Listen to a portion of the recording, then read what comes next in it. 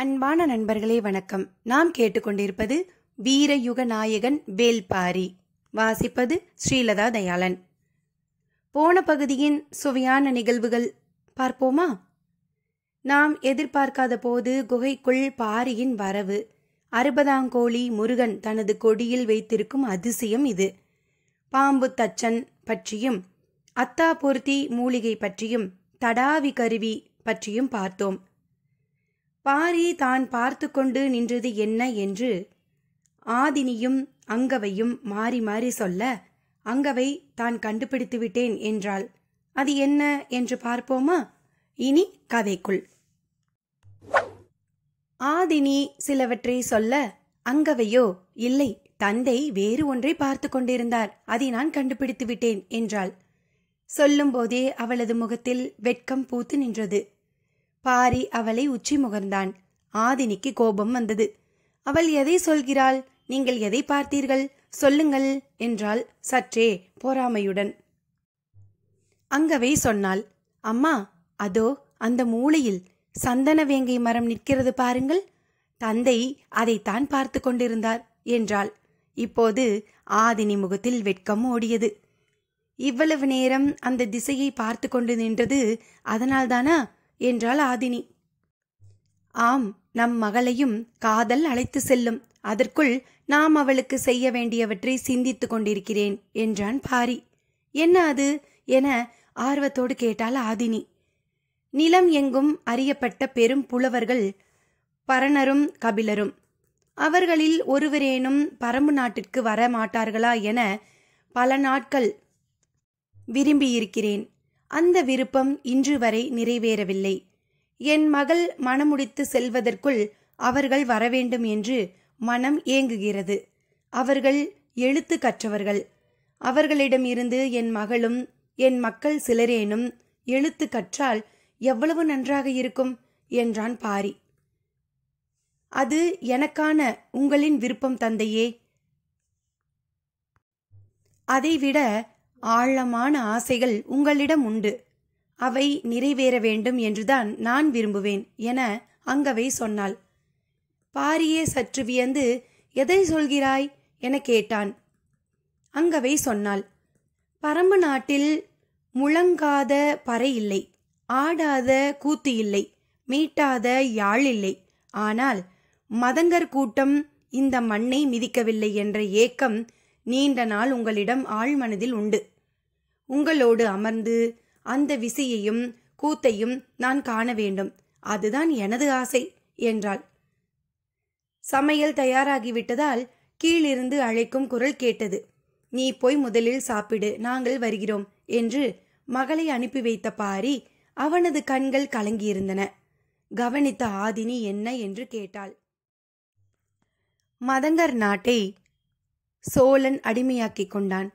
அந்த மகத்தான இசைவாணர்கள் வர இனி வாய்ப்பே இல்லை என சொல்லும்போது பாரியின் குரல் உடைந்தது. செய்வது அறியாது நின்ற ஆதினி அவன் தோளை தொட்டாள். சற்றே ஆசுவாசம் அடைந்து நிதானித்தான் பாரி. சரி, வாருங்கள், அந்த சந்தனவேங்கை மரம் வரை போய் வருவோம் என்றாள். சிறிய நகைப்போடு பாரி சொன்னான், மகள் இருக்கும்போதே நீ அழைத்திருக்க வேண்டும். அந்த துணிவை ஏன் இழந்தாய்?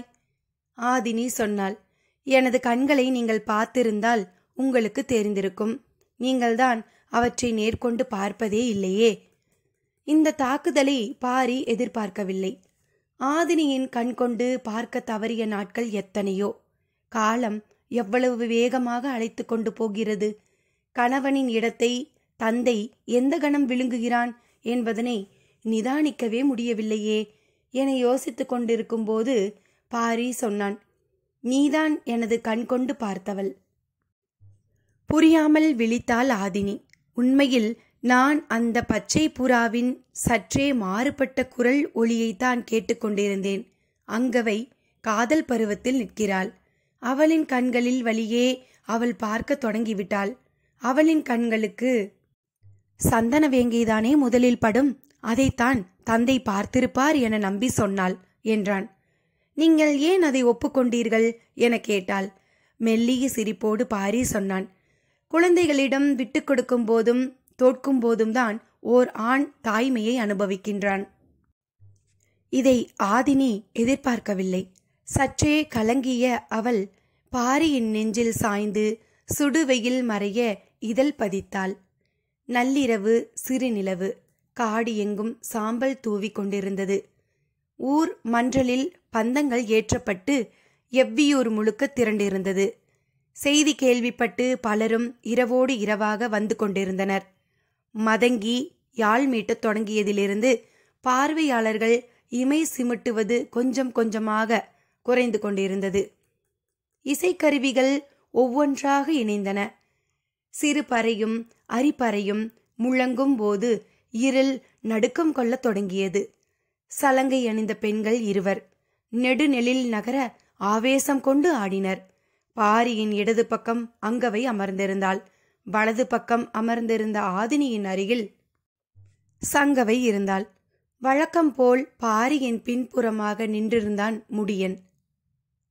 பாட்டாய் பிறை என்ன சொல்லப்படும் பாட்டன்மார்களுக்கான மேடையில் அமர்ந்து பார்த்து கொண்டிருந்தான் தேக்கன். அவர்களோடு தேக்கனின் வயதுடைய பெருசுகளும் உட்கார்ந்திருந்தனர். கூத்தின் பாங்கில் துயரத்தின் நெடுங்குரல் மேலே எழும்பியது. அழிந்த இனத்தின் கடைசி பாடகன் தனது குரல் நாளங்கள் வெடிப்பதைப் போல் பாடத் தொடங்கினான். இன்றோடு குரல் வெடித்து சாக வேண்டும் என்பதே அவன் விளைவாக இருந்தது. ஆறா துயரை கலையாக்கும்போது கலைஞன் படும் வேதனையை இணை கூற சொல்லில்லை. குரலும் சலங்கையும் யாழும் பறையும் ஒன்றை ஒன்று விலகியும் விழுங்கியும் நகர்ந்தன. போர் குதிரைகளின் விரட்டுதலில் இருந்து தப்பியோடும் ஓர் இசைக்கலைஞனின் காலடி ஓசை தனித்து கேட்டுக்கொண்டிருப்பதைப் போல பாரி உணர்ந்தான். அந்த ஓசை எந்த கருவியிலிருந்து வருகிறது என்பதனை அவனது கண்கள் தேடிக்கொண்டிருந்தன. எல்லோரும் மெய் சிலிர்த்து பார்த்து கொண்டிருந்த கணத்தில் இரு தடாரிகளோடு குதித்து உள்ளே இறங்கினான் மதங்கன். அதுவரை முழங்காமல் இருந்த அனைத்து தடாரிகளும் ஏக காலத்தில் ஒலி எழுப்பின. சற்றும் எதிர்பாராத பேரிசை. பாரியே குலுங்கி உட்கார்ந்தான். பயந்த சங்கவை அம்மா என கத்திய ஓசை பக்கத்தில் இருப்பவர்களுக்கு மட்டுமே கேட்டது. ஆதினி அவளை அணைத்து மடியில் இறுக்கிக் கொண்டாள். அதை கவனித்த பாரியின் கண்களுக்கு சிறுவயதில் பயந்து கத்திய ஆதினியும் சேர்ந்து தெரிந்தாள். மதங்கன் தாவி உள்ளிறங்கிய இடத்தில் மண் பெயர்ந்து மேலே எழுந்தது. வேட்டையாடிய யானையின் காலடி நிலத்தை அதிர செய்வதைப் போல அது இருந்தது. ஓர் ஆட்டம் தொடங்கும் கணத்தில் இவ்வளவு ஆவேசம் கொண்டு நிகழுமா என்ற வியர்ப்பு எல்லோருக்கும் இருந்தது. இருமுக பறையான தடாரியை கையால் அடித்து முழங்க வேண்டும். அவன் 2 நடை முன்னும் பின்னுமாக தப்பி தப்பி தடாரிகளின் ஒலி எழுப்பிக் கொண்டிருந்தான். மதங்கனின் குடுமி கழன்று சிகை கலன்று எழும்பியது. ஆவேசம் கொண்ட மதங்கன் கால்களை முன்னும் பின்னுமாக மாற்றி குதிக்காலால் குத்தி குத்தி ஆடினான். மத யானை தனது நிழலை கொள்ள மீண்டும் மீண்டும் தந்தத்தால் மண்ணை குத்துவது போல் அது இருந்தது. எல்லா கருவிகளும் முழங்கிக் கொண்டிருந்தன. பாரி உறைந்த நிலையில் மதங்கனை பார்த்து கொண்டிருந்தான். மூதாதையர்களின் ஆதி கூத்து. மதங்கன் மயங்கி சரிந்ததோடு முடிந்தது. பின்னிரவில் கூத்து முடிந்ததும் எல்லோரும் கலைந்தனர். கலைஞர்கள் இசைக்கருவிகளை துணிகளில் எடுத்து கட்டினர். மதங்கனை அருகில் அழைத்து அமர செய்த பாரி அவன் உள்ளங்கையை தொட்டும் தடவியும் பார்த்தபடி நீண்ட நேரம் எதுவும் பேசாமல் இருந்தான். உள்ளங்கை சிவந்து இறுகி போயிருந்தது. நீங்கள் இங்கேயே தங்கிவிடுங்களேன் என்றாள் ஆதினி. இல்லை, நிலை கொள்ளக்கூடாது என்பது தெய்வ வாக்கு என்றான் மதங்கன். நிமிர்ந்து அவன் கண்களை பார்த்தான் பாரி. நாங்கள் தப்பி ஓடுகிறோம். மீளா துயர் எங்களை விரட்டுகிறது. ஓரிடத்தில் நின்றுவிட்டால் துயர் முழுமையும் கவிந்துவிடும். அதனால்தான் மறுபகல் காணாமல் இரவோடு இரவாக ஆடிய நிலம் விட்டு அகல்கிறோம். விளக்கி சொல்ல மனதில் துணிவு இல்லை. எனவேதான் தெய்வ வாக்கு என்கின்றோம் என்றான் மதங்கன். பாரிக்கு சொல்ல எதுவும் இல்லை. உனக்கு என்ன வேண்டும்? எது வேண்டுமானாலும் எடுத்துக்கொள் என்றான். மதங்கன் கேட்க சற்றே தயங்கினான். தயங்காமல் கேளுங்கள் என்றார் பெரியவர் தேக்கன். மதங்கன் மெல்லிய குரலில் கேட்டான். வேறு எதுவும் வேண்டாம், கொள்ளிக்காட்டு விதை கொடுங்கள்.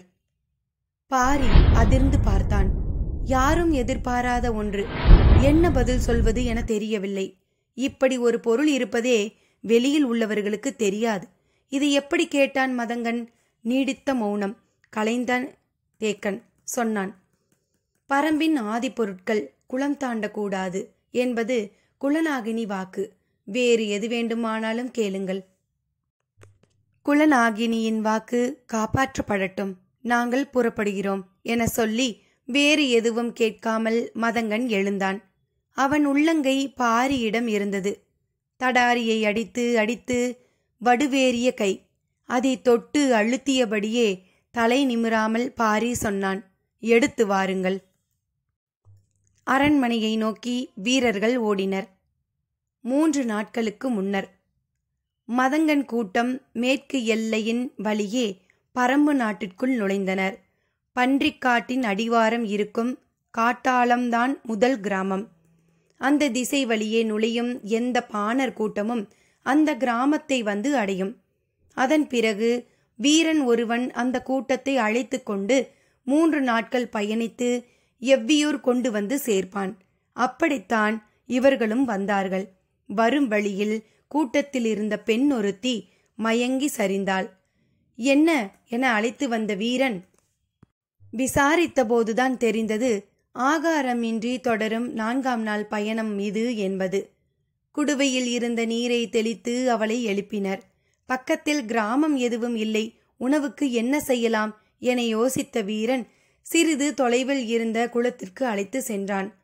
மதங்கன் கூட்டமும் ஆவலோடு போனது. குளக்கரையை அடைந்ததும், நீங்கள் உட்காருங்கள், நான் மீன் பிடித்து வருகிறேன் என்றான். கையில் வலை இல்லை, குத்தீட்டு இல்லை. எதை வைத்து மீன் பிடிப்பாய் என மதங்கன் கேட்டான். இடுப்பு துணியில் முடிந்து வைத்திருந்த சிறிய காய் ஒன்றை எடுத்து காட்டினான் வீரன். இதை வைத்து எப்படி மீன் பிடிப்பாய் என கேட்டான் மதங்கன். பாருங்கள் என்று சொன்ன வீரன் அந்த காயை அருகில் உள்ள கல் மீது வைத்து தட்டினான். அது 2ஆக உடைந்தது. ஒரு துண்டை எடுத்து இடுப்பு துணியில் முடிந்து கொண்டான். மறு துண்டை கல்லால் தட்டி பொடி பொடியாக ஆக்கினான். அதை துளியும் மிஞ்சாமல் எடுத்து குளத்தில் தூவினான். அவன் தூவிய இடத்தை பார்த்து கொண்டிருந்தான் மதங்கன். நீர் சிறிது கலங்க ஆரம்பித்தது. சிற்றலைகள் தோன்றின. வீரன் சொன்னான், இது கொள்ளிக்காட்டு விதை, காக்காய் கொல்லி விதை என்றும் சொல்வோம். அதை மீன்களுக்கும் பறவைகளும் விரும்பி தின்னும். பிறகு சிறிது நேரத்திலேயே மயக்கம் அடைந்துவிடும் என்றான்.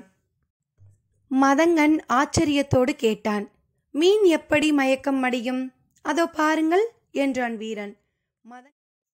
மதங்கன் அந்த இடத்தை பார்த்தான். மீன்கள் மேலும் கீழுமாக சுழன்றும் பிறண்டும் நீந்தி கொண்டிருந்தன. பெருமீன் ஒன்று வாளை மட்டும் மெல்ல அசைத்தபடி மிதக்க ஆரம்பித்தது. வீரன் உள்ளே இறங்கி ஒவ்வொன்றாக எடுத்து கொடுக்க ஆரம்பித்தான். வாய் பிளந்து நின்ற மதங்கன் அதை வாங்கினான். 8 பேருக்கு தேவையான மீன்களை எடுத்த பிறகு வீரன் கரை ஏறினான். இன்னும் சில மீன்கள் மிதந்து கொண்டிருந்தன. நமக்கு இவை போதும், அவை சிறிது நேரத்தில் மயக்கம் தெளிந்து நீருக்குள் சென்றுவிடும். அதுவரை பறவைகள் எதுவும் கொத்தாமல் பார்த்து கொள்ளுங்கள் என்று சொல்லிவிட்டு நெருப்பு மூட்ட தீக்கல் எடுக்க சென்றான் வீரன். மதங்கன் பார்த்து கொண்டே இருந்தான். அரண்மனைக்கு சென்ற வீரர்கள் பெரும் தாளிப்பானையை தூக்கி வந்து பாரியின் முன்னால் வைத்தனர். மதங்கனின் கண்கள் ஆச்சரியம் நீங்காமல் பானைக்குள் பார்த்தன. அதே காய்கள். பாரி சொன்னான், எவ்வளவு வேண்டுமோ எடுத்துக்கொள்ளுங்கள். தேக்கனின் மனம் பதறியது. ஆதினிக்கு என்ன சொல்வது என புரியவில்லை. குல வழக்கங்களை மீறும் இடங்களுக்கு சாட்சியாக நிற்பவர் யாராக இருந்தாலும் உள்ளடக்கம் கொள்வர். எல்லோருக்குள்ளும் ஒருவித அச்சம் உண்டானது.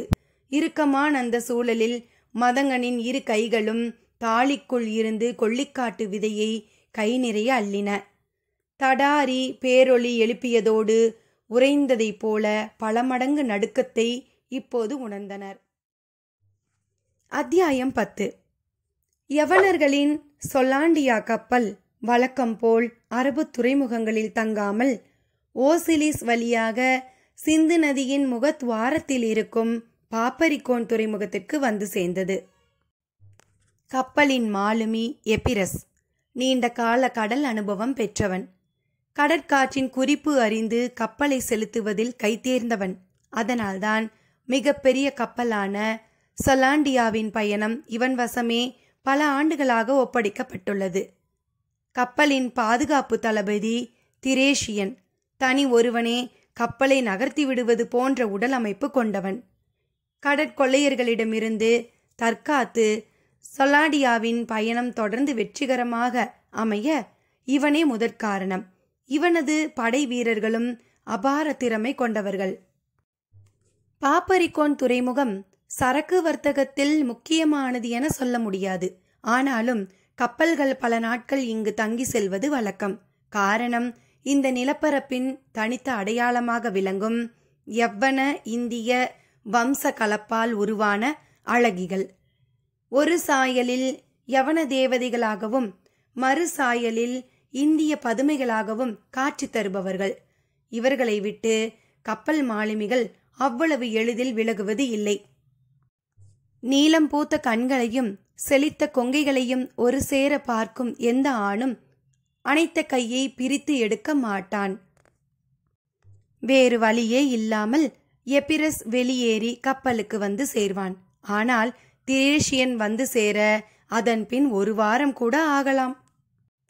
உடலே ஒரு மர்ம குகை போல இருக்கிறது எபிரஸ். வெளி மஞ்சள் நிறம் கொண்ட யவன அழகிகளுக்குள் நுழைந்து கருமஞ்சள் நிறம் கொண்ட இந்திய பதுமையின் வழியே கரை சேர்ந்தேன் என சொல்லியபடி கப்பலுக்கு வருவான். அவனையும் கோபம் கொள்ள முடியாது. ஏனென்றால் இந்த பயணத்தில் மிக ஆபத்தான பகுதி இனிமேல்தான் இருக்கிறது. கட்ச் வளைகுடா ஆழமற்றது மட்டுமல்ல, கூர்மையான பாறைகள் நிரம்பியதும் கூட. எந்த நேரத்திலும் கப்பலின் அடிபாகம் நொறுங்கும் ஆபத்து உண்டு. மிக கவனமாக அதை கடந்து சுபாகரா வந்து சேர வேண்டும். கரையை ஒட்டி பயணிக்கும் இந்த போக்குவரத்து தான் துருவங்களை கடந்து வணிகத்துக்கு அச்சாணியாக இருக்கிறது. ஆனால் அவற்றின் மிக ஆபத்தான பகுதிகளான மேலிமேடுவும் மங்களகிரியும் அடுத்து அடுத்து உள்ளன. இதை கடற்கொள்ளையர்களின் நாடாக யவனர்கள் குறித்து வைத்துள்ளனர். இதை கடப்பதுதான் மொத்த பயணத்திலும் மிக சவாலான காரியம். இதை வெற்றிகரமாக கடந்துவிட்டால் அதன் பிறகு தீண்டிஸுக்கு வந்துவிடலாம். யவனர்கள் தொண்டியைத்தான் தீண்டிஸ் என அழைத்தார்கள். அவர்கள் இந்த நிலப்பரப்புக்கு சம்புத்தீவு, அதாவது நாவலந்தீவு என பெயரிட்டிருந்தார்கள். நாவல் மரங்கள் அதிகம் இருக்கும் காரணத்தால் இந்த பெயர். இந்த நிலப்பரப்பு நாட்சதுர வடிவில் உள்ளது என்றும் இதில் 65 நதிகளும் 118 நாடுகளும் உள்ளன எனவும் அவர்கள் குறிப்பு எடுத்து வைத்திருந்தனர். இந்த நாட்சதுரத்தின் ஒரு முனை திரும்பும் இடமே தொண்டி. இங்கு வந்துவிட்டால் அதன் பிறகு மிக பாதுகாப்பான பயணம் ஆரம்பம் ஆகும். அது மட்டுமல்ல, இந்த நெடும் பயணத்தின் முக்கிய வணிகமே இனிமேல்தான் உள்ளது. நாட்சதுரத்தின் முதன் முறையான தொண்டியை விட்டு திரும்பும் கப்பல்கள் அடுத்து முசிறியை அடையும். அதன் பிறகு சற்று பயணித்து மறு திருப்பத்தில் குமரியை அடையும். அங்கு இருந்து கொட்கைக்கு செல்லும். பின்னர் புகார் வந்து சேரும். கப்பலின் பெரும்பாலான பொருட்கள் இறக்கி ஏற்றப்பட்டு கப்பல்கள் மீண்டும் யவனத்தை நோக்கி பயணத்தை தொடங்கும். சொலாண்டியா கப்பல் நட்பகலில் தொண்டி துறைமுகத்திற்குள் நுழைந்தது. பிரம்மாண்டமான கப்பலின் வருகை மிக தொலைவில் இருந்தே கண்டறியப்பட்டுவிடும். பாய்மரத்தின் உப்பிய வயிற்றில் விலைமதிப்பற்ற வணிகத்தை சூழ்கொண்டு வரும் யவன தேவதையைப் போல சொலாண்டியா வந்து நிற்கும்.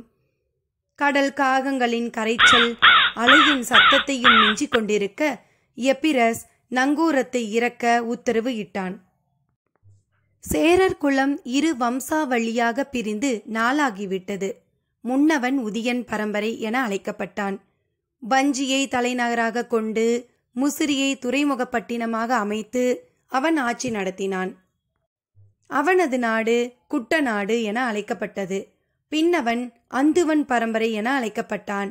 மாந்தையை தலைநகராக கொண்டு தொண்டியை துறைமுகப்பட்டினமாக அமைத்து அவன் ஆட்சி நடத்தினான். அவனது நாடு குடநாடு என அழைக்கப்பட்டது. இருவரும் சேரனின் வம்ச கொடி தாங்களே என உரிமை கொள்வர். ஆனாலும் முன் தலைமுடி வைத்துக் கொள்ளும் உரிமை முன்னவனான உதியன் பரம்பரைக்கே இருந்தது. கடற்கரை மாளிகையில் ஓய்வு எடுத்துக் கொண்டிருந்தான் எபிரஸ். வழக்கம் போல பவள கற்களும் ரச கண்ணாடிகளும் மதுபுட்டிகளும் இறங்கிக் கொண்டிருந்தன. பதிலுக்கு அந்த துறைமுகத்தில் இருந்து ஏற்றப்பட வேண்டிய பொருட்கள் மிளகும் உதிரவேங்கை மரத்தின் பட்டைகளும் தான். குடநாட்டில் மிளகு விளையும் பகுதி அளவில் சிறியதே. அதனால் அந்த கடற்கரையில் சில திரளி மர படகுகளே நின்றன. உதிரவேங்கை பட்டை மிகுந்த மருத்துவ குணம் கொண்டது. அதை யவனர்கள் முக்கியமாக வாங்குவர். இரு பொருட்களை சேர்த்தாலும் இங்கு நடக்கும் வர்த்தக மதிப்பு மிக குறைவுதான். எனவே வேகமாக சரக்கை இறக்கிவிட்டு செல்வதிலேயே மாலுமிகளும் உடன் வந்துள்ள வியாபாரிகளும் தீவிரமாக இருப்பர். ஏற்றப்பட வேண்டிய பொருட்களை திரும்பி வரும்போதுதான் ஏற்றுவர். பொருட்கள் எல்லாம் இறக்கப்பட்டு விட்ட தகவல் கிடைத்ததும் எபிரஸ் மாளிகையில் இருந்து புறப்பட தயாரானான். அப்போது மாளிகைக்கு வந்தான் குடநாட்டு அமைச்சன் கோளூர் சாத்தன். தளபதிக்குரிய உடலமைப்பும் அமைச்சனுக்குரிய அறிவு கூர்மையும் ஒருங்கே அமைய பெற்றவன். யவனத்துடனான குடநாட்டு வர்த்தகத்தை முதல் நிலைக்கு கொண்டு வர வேண்டும் என தீவிரமாக முயல்பவன். அவனுடன் இரு வணிகர்களும் வந்திருந்தனர். திரேஷியன் தனது கப்பலை நோக்கி வந்தான். அவன் வீரர்கள் தளபதிக்கு உரிய ஆயுத மரியாதையை செய்து அவனை கப்பலுக்குள் வரவேற்றார்கள். உள்ளே வந்த பிறகுதான் அவனுக்கு தெரிந்தது எபிரஸ் இன்னும் வரவில்லை என்பது. எப்போதும் எனக்கு முன்னமே வந்து விடுவானே, ஏன் தாமதம் என கேட்டான். யாருக்கும் தெரியவில்லை. குடநாட்டு அழகிகளால் காலதாமதம் ஏற்பட வாய்ப்பு இல்லையே என யோசித்தபடி அவனது மாளிகையை நோக்கி திரேஷியன் நடந்து போனான். வீரர்கள் அணிவகுத்து சென்றனர். காவலாளிகள் கதவை திறக்க மாளிகையின் உள்ளே நுழைந்தான் திரேஷியன். ஆச்சரியம் நீங்காத நிலையில் எபிரஸ் உட்கார்ந்து இருப்பதை கண்டான். அவனது எதிர் இருக்கையில் கோளூர் சாத்தனும் வணிகர்கள் இருவரும் உட்கார்ந்து இருந்தனர். நடுவில் இருந்த பலகையின் மேல் தங்கத்தாலான வட்டத்தட்டில் கொள்ளிக்காட்டு விதைகள் வைக்கப்பட்டிருந்தன. புகார் சென்று திரும்புவதற்குள் நீங்கள் சேகரித்து வையுங்கள். இதற்கு எண்ணெய் விலை கொடுக்கவும் நான் தயார் என்று அவர்களிடம் சொல்லிவிட்டு எழுந்தான் எபிரஸ். கப்பல் நோக்கி அவனும் திரேஷியனும் பேசிக்கொண்டே வந்தனர். எபிரஸ் சொன்னான், ஒருவேளை இந்த வியாபாரம் கைகூடினால் தொண்டி துறைமுகம் பிற 3 துறைமுகங்களையும் வணிகத்தில் விஞ்சிவிடும். அது மட்டுமல்ல, நாம் தான் யவனத்தில் அதிக சக்தியுள்ள மந்திர மனிதர்களாக மாறுவோம். கடம்ப மரத்தில் இருக்கும் முருகனை வழிபட்டு திரும்பும் பாரியிடம் குடநாட்டு அமைச்சன் வந்திருக்கும் செய்தி சொல்லப்பட்டது. அவன் காத்திருந்த மாளிகையை நோக்கி சென்றான் பாரி. உடன் முடியனும் பெரியவர் தேக்கனும் வந்தனர். சேரகுலத்தின் அந்துவன் பரம்பரையின் மீது மட்டும் சிறு மதிப்பு பரம்பு நாட்டிற்கு உண்டு. அதனால்தான் அவர்கள் அழைத்து வர அனுமதிக்கப்பட்டனர். கபிலர் வந்ததால் எவ்வியூரே கொண்டாட்டத்தில் திளைத்து கொண்டிருந்த நேரம் அது. பாரியின் மனம் பூத்து கனிந்திருந்தது. 60ஆங்கோழி இன்னும் கிடைக்கவில்லை என்ற கவலை மட்டுமே மனதின் ஓரத்தில் இருந்தது. அதுவும் எந்த நேரத்திலும் சரியாகிவிடக்கூடியதுதான். மாளிகைக்குள் நுழையும் பாரியின் முகமலர்ச்சியை பார்த்த அமைச்சன் கோளூர் சாத்தன் அகமகிழ்வு கொண்டான். தான் வந்திருந்த காரியம் நல்லபடியாக முடியும் என்ற நம்பிக்கை அவனுக்கு ஆழமானது. அவன் கொண்டு வந்திருந்த பரிசு பொருட்களை பாரி அமரும் இருக்கைக்கு முன்பாக பரப்பி வைத்திருந்தான். யவனத்திலிருந்து வாங்கப்பட்ட ரச கண்ணாடி நடுவில் வைக்கப்பட்டிருந்தது. கண்ணாடியின் மேல் 2 யவன அழகிகளின் உருவங்களை கொண்ட மரப்பலகைகள் இருந்தன. அது வேலைப்பாடுகளாய் இருந்தது. இருக்கையில் அமரும் பாரியின் முகத்தை பிரதிபலிப்பதைப் போல அந்த கண்ணாடி வைக்கப்பட்டிருந்தது. அமைச்சன் ஆரம்பித்தான். பரம்பின் மாமன்னரை வணங்குகிறோம். குடநாட்டு வேந்தன் குடவர் கோவின் அன்பு பரிசை நீங்கள் ஏற்க வேண்டும் என்று முன்னால் பரப்பி வைக்கப்பட்டிருந்தவற்றை பார்த்து சொன்னான். பாரியின் உதட்டோரம் தொடங்கிய மெல்லிய சிரிப்பு முழுமை கொள்ளாமல் வேகமாக முடிந்தது. வந்ததன் நோக்கம் காணிக்கையை ஏற்பதை பற்றி எந்தவித பதிலும் சொல்லாமல் பாரி கேள்விக்குள் போனது சற்றே ஆச்சரியத்தை கொடுத்தது. அமைச்சன் சொன்னான், குடநாட்டு வேந்தர் வணிக பேச்சு ஒன்றுக்காக என்னை அனுப்பி வைத்தார். வணிகம் இயற்கைக்கு விரோதமானதே, அதை ஏன் என்னிடம் பேச வந்தீர்கள்? அமைச்சன் எச்சில் விழுங்கினான். வணிகம்தானே ஓர் அரசின் அச்சாணி. வணிகம் செழித்தால்தானே அரசு செழிக்கும். அரசு செழித்தால்தானே மக்கள் செழிப்பர். வணிகமே இல்லாததால் தான் நாங்கள் செழித்திருக்கிறோம் என்று சொன்ன பாரி சற்று இடைவெளி விட்டு சொன்னான், எந்த மன்னனின் காலடியிலும் பரம்பின் தட்டுக்கள் பணிந்து வைக்கப்பட்டது இல்லை என்பதனை அறிவீரா? அமைச்சன் அதிர்ச்சி அடைந்தான். பாரி தொடர்ந்தான், இயற்கை வழங்குகிறது, நாம் வாழ்கிறோம். இடையில் விற்கவும் வாங்கவும் நாம் யார்? கொல்லாமலும் கொடுக்காமலும் எப்படி வாழ முடியும் மன்னா? பரம்பு நாட்டிற்கு தேவையான உப்பை உமணர்களிடமிருந்து நீங்கள் வாங்கத்தானே செய்கிறீர்கள். எங்களுக்கு தேவையானதையும் அவர்களுக்கு தேவையானதையும் பரிமாறிக்கொள்கிறோம். பகிர்ந்து உண்மதும் பரிமாறி வாழ்வதும் இயற்கை நமக்கு கற்றுக் கொடுத்தவை. அதுதானே வணிகமும்? இல்லை, பரிமாற்றம் என்பது தேவை சார்ந்தது, வணிகம் என்பது ஆதாயம் சார்ந்தது. ஆதாயம் மனிதத்தன்மை அற்றது, மாண்புகளை சிதைப்பது. யவன அழகிகளை எனது காலடியில் வந்து பரப்ப உங்களை தயார் செய்வது, இதனினும் கீழ்மையடைய தூண்டுவது என சொன்ன பாரி சற்றே குரல் உயர்த்தி சொன்னான், நான் சொல்வது விளங்கவில்லையா? எனது காலடியில் யவன அழகிகளின் சிற்பத்தை பரப்புகிற மன்னன் இதைவிட பெரிய ஆதாயத்துக்காக வேறு யாருடைய காலடியில் எவற்றையெல்லாம் பரப்புவான்? அமைச்சனின் நாடி நரம்புகள் ஒடுங்கின. நாட்டை ஆள்பவர்கள் நீங்கள், அமைச்சர்களாகிய நாங்கள் உங்களின் சொற்கேட்டு பணியாற்றுபவர்கள். தற்காத்து பதில் சொன்னான் அமைச்சன். நாங்கள் ஆள்பவர்கள் அல்லர், ஆளப்படுகிறவர்கள். இயற்கைதான் எங்களை ஆள்கிறது. சற்று மௌனத்திற்கு பிறகு அமைச்சர் சொன்னான், உங்களையும் பரமு நாட்டையும் எந்த கணமும் அழிக்க துடித்து கொண்டிருக்கிறான் குட்டநாட்டு அரசன் உதியஞ்சேரல். அவனே இப்போது யவன வணிகத்தில் உச்சத்தில் இருக்கிறான். அவனிடம் சேரும் ஒவ்வொரு செல்வமும் பரமு நாட்டுக்கு எதிரான போர் ஆயுதமே. வணிகத்தில் அவனை விஞ்ச குடநாட்டுக்கு ஒரு வாய்ப்பு கிடைத்துள்ளது. நீங்கள் எங்களுக்கு உதவினால் எங்களால் அதை சாதிக்க முடியும். உதயஞ்சேரலை பின்னுக்கு தள்ள முடியும். நாங்கள் பரம்பின் நண்பர்கள் என்றும் உங்களுக்கு துணை நிற்போம். எங்களை நீங்கள் எதிர்க்க முடியாததனால் நண்பர்கள் என சொல்லிக் கொள்வதை ஏற்க மாட்டோம். நட்பின் பொருள் மிக ஆழமானது. உதயஞ்சேரலை போல வணிகத்தில் நீங்களும் பெரும் செல்வம் ஈட்டுவீர்களானால் இவ்வளவு பணிவுடன் பேசுமாறு உங்கள் மன்னன் சொல்லி அனுப்ப மாட்டான். அப்படியென்றால் எங்களுக்கும் குட்டநாட்டு அரசுக்கும் வேறுபாடில்லை என்று கருதுகிறீர்களா? உண்டு. உதயஞ்சேரலின் தந்தை என்னால் கொல்லப்பட்டவன். உங்கள் மன்னனின் தந்தை என்னால் வாழ அனுமதிக்கப்பட்டவன். அது மட்டுமே உங்கள் இருவரின் அணுகுமுறை வேறுபாட்டிற்கு காரணம். வேறு அடிப்படை காரணங்கள் இல்லை. புறப்பட வேண்டிய நேரம் வந்துவிட்டதை அமைச்சன் உணர்ந்தான். ஒன்று மட்டும் சொல்ல வேண்டும் என தோன்றுகிறது. சொல்ல அனுமதிப்பீர்களா? என்ன? உட்கார்ந்த கணத்தில் 3 முறை இந்த ரசக்கண்ணாடியை நீங்கள் பார்த்தீர்கள். உங்களை அறியாமலேயே உங்களின் கை மீசையை சரிப்படுத்தி கொண்டது. இந்த வேளையில் நீங்கள் தனித்து இருந்திருந்தால் அது உங்களை 300 முறை பார்க்க வைத்திருக்கும். உங்களின் தேவையாக அது மாறும். எது ஒன்றையும் தேவையானதாக மாற்றுவதுதான் வணிகம். வணிகத்திடம்தான் ஆசையின் திறவுகோல் உள்ளது. அதை வெல்லும் ஆற்றல் யாருக்கும் இல்லை. இதுவரை நீங்கள் எங்களை பார்த்தது இல்லை, இப்போது பார்த்துவிட்டாய் அல்லவா? இதை வெல்லும் ஆற்றல் கொண்டவர்கள் இருக்கிறார்கள் என உலகுக்கு சொல். நீ போகலாம். சொல்லிவிட்டு எழுந்தான் பாரி. பாரியின் வருகையை அவன் குடும்பமே எதிர்பார்த்து காத்திருந்தது. மாளிகையின் 3ஆம் கதவு திறக்க அவன் உள் நுழைந்தான். ஆவலோடு எதிர் நின்று அங்கவை கேட்டாள், என்ன தந்தையே, எவ்வளவு நேரம்?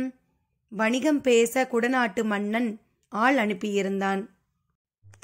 அருகில் இருந்த ஆதினி சற்றே பதற்றமாகி பாரியின் முகத்தை பார்த்தாள். அங்கவை அம்மாவின் கரம் பற்றி சொன்னாள், கபிலர் வந்திருப்பதால் தந்தை கோபம் கொண்டிருக்க மாட்டார், இல்லையா தந்தையே? ஆம் மகளே, வணிகம் பேசி திரும்பும் ஒருவனுக்கு கை கால்கள் இருப்பதை பார்க்க எனக்கும் ஆச்சரியமாகத்தான் இருந்தது. என்ன வணிகம் பேச வந்தான்? அதை நான் கேட்கவில்லையே மகளே. அதனால்தான் அவன் தப்பி போயிருக்கிறான். பாரி மாளிகையின் மையத்தில் இருந்த இருக்கையில் அமர்ந்தான். அவன் அருகில் வந்து அமர்ந்த இளையவள் சங்கவை தந்தையின் கையை தனது மடியின் மேல் வைத்து சேவல் இறகால் மெல்ல வருடினாள். பாரி கேட்டான், ஆவலோடு எதிர்பார்த்ததாக சொன்னீர்களே, எதற்காக? அப்படி மூவரும் பாரியிடம் ஆவலாக எதை சொல்ல காத்திருந்தார்கள் என்பதனை சிறிது இடைவெளியில் அடுத்த பகுதியில் பார்க்கலாமா? நன்றி நண்பர்களே.